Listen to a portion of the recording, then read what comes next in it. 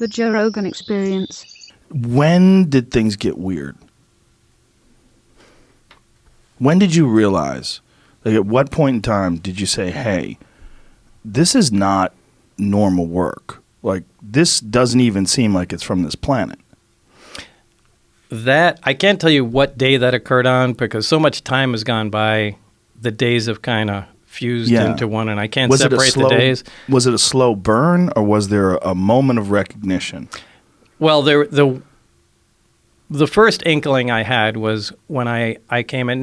There's this facility that is at S4. It's in the side of a mountain. And normally we had pulled in with the bus and gone around the front through a normal double door. This time that I went in, there were hangar doors open. I went in through the hangar door, and in the hangar door was the disc, the flying saucer that I worked on. I saw it sitting there, and we walked by it. It had a little American flag stuck on the side, and I thought, oh my God, this finally explains all the flying saucer stories. This is just an advanced fighter, and this is fucking hilarious. Right. So I went by, I slid my hand alongside it. I got reprimanded immediately for touching the thing. And there was a guy, an armed guard, that followed us in and just said, keep your eyes forward and your hands at your side and just walk in the door. So that was the first time I had seen anything that was weird. It was sometime later that I was introduced to my my lab partner, Barry, and we had some of the subcomponents of the craft in the lab, and Barry was very anxious to get a new lab partner, so he was very talkative and couldn't wait to show me different things. And it was in the demonstration of the reactor working where it caught my attention to where this is technology that doesn't even exist. So, I mean, that was the first time I knew that this is really something different. What was it? What was it? What was it about this reactor that made you think that it didn't exist technologically? Well, it was I actually have to back up because there were some briefings that I read before that certainly gave me the impression that this was going to be a weird job, but this was the first hands-on thing. This was a small reactor about the size of a hemisphere, about the size of a basketball, on a metal plate, and when it was running, it produced a gravitational field of its own. Now, this is something that we can't do. We can't produce any gravity. The only way we get gravity is from large quantities of mass. But there's no machine we can have that turns on that makes gravity. Like, you can turn on an electromagnet and it makes a magnetic field. We can't make a gravitational field. Anyway, this device was producing that. And Barry said, almost like he was bragging, go ahead, try and touch the sphere. And I couldn't. It pushed my hands away, just like two like poles of a magnet. So that was... so like when you take two magnets and you try to press them together and they push against each other? Yeah, that kind of cushion feeling, but you can't get them together. The closer you put them, the more they push. But and you felt that physically with my hand? Yeah. Now there's nothing that does that, and that immediately caught my attention. Going, wow, this is something else. What was your thought? Like when you felt that, and you knew that there was nothing that you were aware of that could produce this? Then that connected me to the briefings that I read on the first day at S4. Was that everything that I had read was apparently accurate. What were you reading? It was kind of an overview. This project was to back engineer the alien craft. And specifically, it was to try and back engineer and see if we can duplicate the technology with available materials. Now, to do this, they split the project into many different pieces. For several reasons. They do this on all classified projects, so nobody has the complete story, but they compartmentalize everything. Now, we had the power and propulsion system. So what the briefings they gave me were like a 1 or 2 page overview of some of the other projects that were going on, on the craft. The only reason they do that is just in case what you're working on is connected intimately in some way that we don't know of to one of the other projects. You have to know their, their existence. So... again, they have everything from metallurgy to, weapon potential of the craft, and these were all, essentially very short briefings, but mine was just power and propulsion. And it made it very clear that what I read was accurate. So when you were reading that, before you actually saw the reactor, what were your thoughts on what they were describing? If you knew that something like that didn't exist, and they're describing it in the briefings, what did you think you were going to see? I didn't know at the time. I mean, I was reading, I thought, is this some kind of test? See if you're crazy? Well, not to see if I'm crazy, a lot of times they'll take in real high security jobs. I mean, they'll intentionally insert nonsense into them, whether it's to confuse the fact or if for someone was to leak it out, they would carry that information along and know where it came from. So I read through the documents, but, I didn't know if this was, part of some kind of test or, or what, or was it potentially realistic? I mean, I really didn't consider it being all that possible as far as being the actual thing that I was going to work on at the time. How did they turn it on? The reactor? Yeah. The reactor can be turned on or turned off in a lot of different ways. The way Barry showed me it, the hemisphere is removed. There's a small tower in the middle. When you put the hemisphere on, the reactor activates. The reactor shuts down. It's load sensing. So if there's no load on the reactor at all, it shuts down. When there's a load present on it, it starts up again. Load meaning? You can consider it an electrical load. So although it doesn't necessarily operate electrically, there's no wiring that connects any of the subcomponents together whatsoever. They just have to be in the immediate vicinity.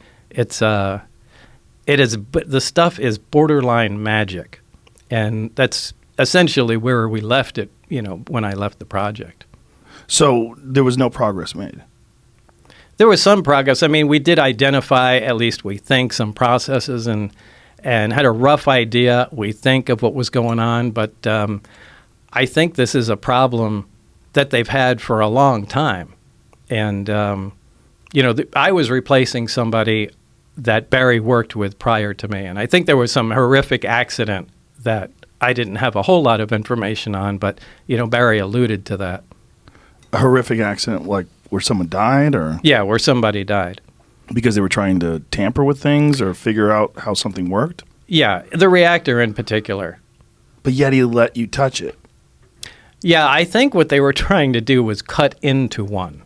Oh, now, Jesus. they had more than one there, and that was supposedly there was an unannounced nuclear test, and that's what it was. At the time, remember, they were still doing underground nuclear tests at the test site. But from what I understand, according to Barry, there was an attempt made. Now, this must have been a pretty desperate attempt because it's not a very scientific process to analyze something that way. But it looked like they used a plasma cutter or something like that to cut into an operating reactor. How many of these things did they have?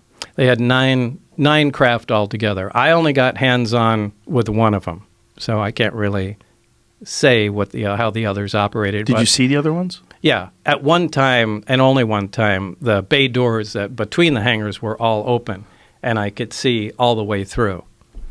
And were they all exactly the same? No, they were all different. Different shapes? Yeah. But they were all from somewhere else? Yeah, absolutely.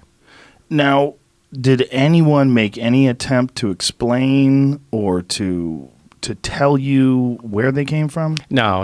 No one is the least bit interested in letting everybody know all the facts. They want to give you the minimum information that's necessary to complete your task. So you're not getting the story of where they came from. You're not getting the story of how much progress other people are making. You just focus on the small component. But they gave you some indication that they've been working on these for a while? Yeah. When do you think they acquired these? I really couldn't say. I think they've been around for a while. So they bring you into this room. You see this reactor working. You realize this is nothing that, as far as like the scientific community at current time, has the ability to create. We still don't. what is your life like from that moment on? Is that where everything changes? Because I would imagine the moment you actually make contact with something that's extraterrestrial, whether it's an object or a being, something where you can actually absolutely be certain it's not from here, your whole paradigm, the whole world you live in, is now a different place. Well, this is the only time it became exciting. The rest of the time, it was really an ominous feeling being at work. But at that time, it was exciting. I mean, now I knew we were on the absolute beyond the cutting edge of science. And I was so absolutely excited to be there every single time I was. This was a fantastic opportunity. And however, in short order, it began to concern me. We really have no idea what we're talking about.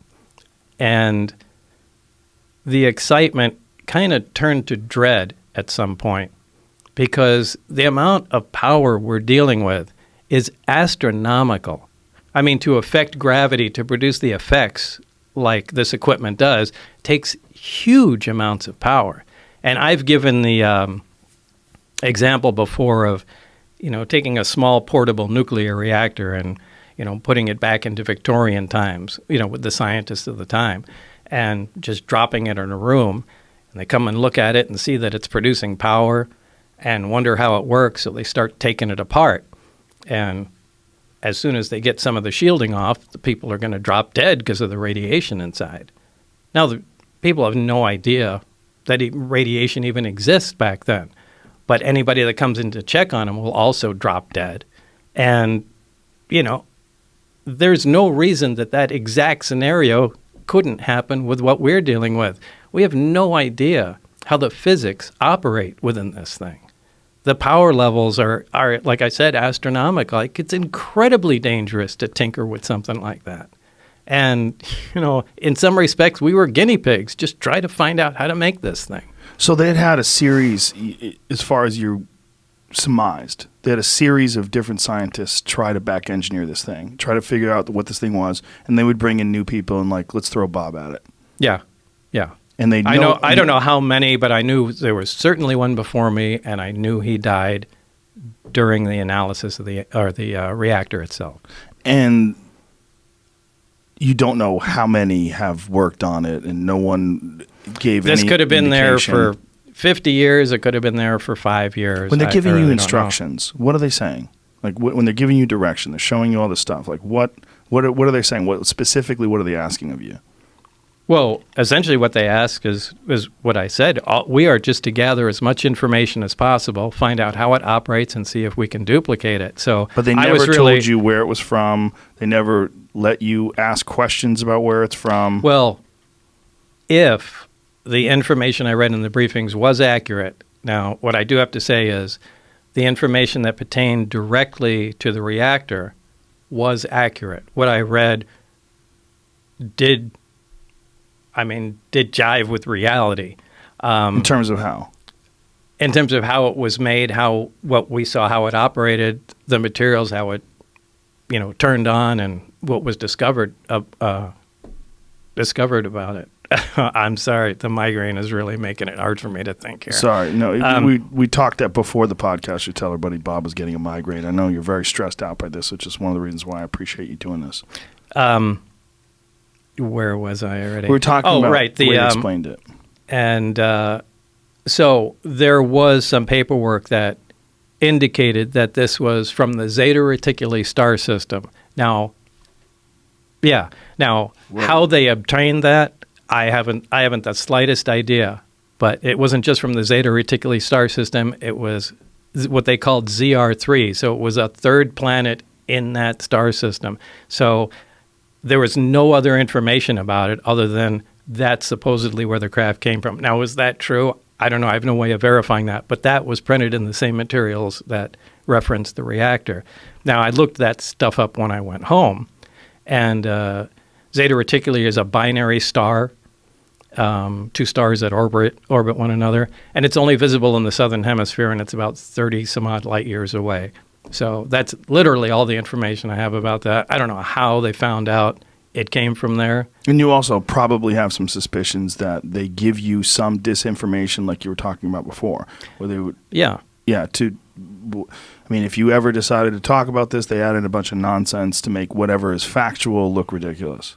Right. Or be able to trace it down. Like, hey, this fax came out and, this Lazar guy said it came from Zeta Reticuli, so they knew it would when be you me. read Zeta Reticuli, were you like, what in the fuck is this? Well, reading all of the stuff, it was, what Right. in the fuck is this? You're like, why did I sign up for this? Like, what? No, to me, this was cool. This Right. was interesting. I was just excited to be out in a secure area, in the middle of the desert. I said, Right. this is awesome. How old were you at the time? I was in my 20s. Yeah, so you're probably like, totally geeked out. Oh, yeah. This was great. I mean, I was excited. So I didn't care. I'm reading through everything. And So you read through all the Zeta Reticuli thing, but then when you see the actual starship with the little American flag sticker on it. Well, was that later or before? That was before. So before. So you see the thing before and you say, oh, this is American. Wait, what's that before? Hard, so many years. Yeah, I can't. Either way, it doesn't matter. The days have fused together. It's so hard to separate what happened in each visit to the place. Do you remember the thought process when you read that it's from Zeta Reticuli? Yeah, it didn't hit me like a ton of bricks or anything. It was just like, yeah, okay. And, You think it was bullshit? I don't know. You just were I like, don't. Now I don't. I mean, because when I Right. read it, I hadn't verified anything, and this was just a bunch of stuff I was reading, and I thought maybe after this they're just going to give me a test and see what I can remember in Right. crazy information, and Right. then it would. But like I said, when I finally went in with Barry, and had hands-on experience with what they were talking about, it took on a completely different meaning. So there's a plate, there's this thing that looks like a half a basketball, and when it's on, you can't come anywhere near it. You can't touch it. Right. How is what is gravity about that? Like the concept of gravity to most people is gravity is bringing something towards it. Right. Well, I guess you would say it's anti-gravity. Mm-hmm. It's gravity shifted 180 degrees. It's anti-gravity. And did they have any understanding about what could possibly create this effect? Did they have any areas where they'd like you to look into? No, they knew there was a fuel source in it, and they were proficient at making it work. And again, my analogy to something like this is you can drop a motorcycle off in the wagon train days and just leave it with the keys parked outside, somebody's place. Everybody will come around it and they'll poke and prod, and eventually they'll turn the key, get it to start, and become proficient at riding it.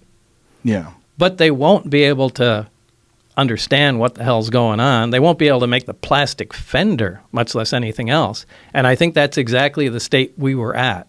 We played around with the parts long enough before I got there where they could make the reactor operate, take the fuel out, and know that it makes it work. How exactly what was going on in the reactor remained a mystery at the time. I think we made some progress on what was going on inside, but I don't think anybody really knew anything. They could just watch what was going on and make note of it.